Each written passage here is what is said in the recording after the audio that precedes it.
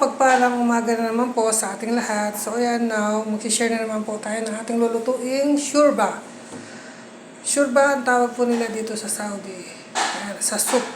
Gagawa po ako ng corn soup nila. So ang ingredients po nila, corn, itlog, yan, asin, paminta. Tapos, igigisa ko lang siya sa bawang, sibuyas. Ayan, ginisa ko na po yung kalahati niya kanina. Tapos, lalagyan ko na lang siya ng tubig. Hanggang dyan lang siya.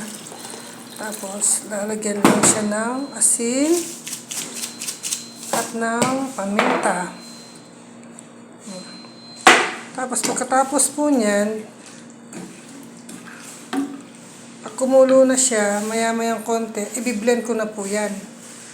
Pag na-blend ko na, isasarang ko siya ulit dito sa kasirola para ilagay po yung itlog.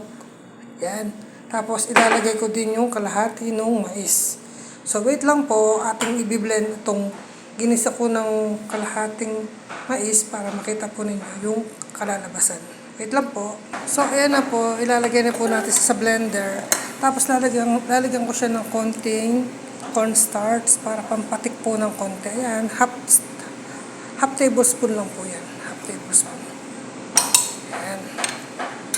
Ayan, i-blend ko na siya. I-blend ko na siya dito. So, ayan, pipindutin ko na yung number 2. Ayan na siya. So, pagkatapos ko siyang ma-blend, ilalagay ulit natin siya dito. Tapos, isasalang ko siya doon para painitan ulit at mailagay yung itlog.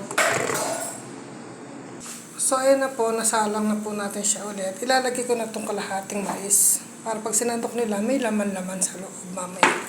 Ayan. Isang malaking goodie lang po ang aking ginamit. Good for 5 person na po yan. Pag gumawa po ng shurba, ng sabaw. Usually, meron pa po silang natitira, di naman nila nauubos eh. Ayan. Tapos, yung itlog, mamaya-maya ito. Pag nakulo na po ito. So, ayan na po. Malapit na siyang kumulo. Ilalagay ko na itong itlog. Ilalagay ko na yung itlog. Ayan. Scramble ko siya na hindi puri. Ayan. Yan siya ang corn soup. O, diba? Ayan po ang aking corn soup na masarap. Paborito nila madam yan. So, yun lang po ang aking ma-share na shurba for today. Soup. Corn soup. God bless po sa ating lahat.